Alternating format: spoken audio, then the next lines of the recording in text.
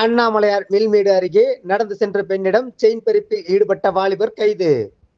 வியாழக்கிழமை இரவு 9:30 மணி அளவில் கிடைக்கப்பெற்ற தகவலின்படி, திண்டுக்கல்லை அடுத்த அண்ணாமலையார் மில்மேடு அருகே சின்னாளப்பட்டியைச் சேர்ந்த பெண் கடந்த 15ஆம் தேதி நடந்து சென்று கொண்டிருந்த போது கழுத்தில் அணிந்திருந்த 3 பவுன் தங்கச் செயினை பறித்துச் சென்றது தொடர்பாக அம்பாத்துறை காவல் நிலையத்தில் வழக்கு பதிவு செய்யப்பட்டது.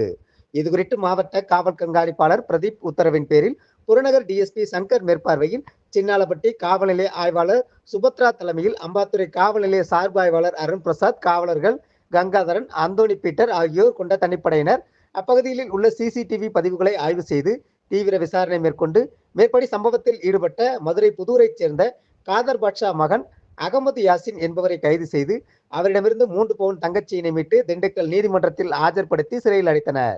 செயின் பறிப்பு சம்பவம் நடைபெற்று 5 நாட்களுக்குள் குற்றவாளியை கைது செய்து அவரிடமிருந்து தங்கச் செயினை மீட்டு நீதிமன்றத்தில் ஆஜர்படுத்தி சிறையில் அடைத்தது என்பது குறிப்பிடத்தக்கது.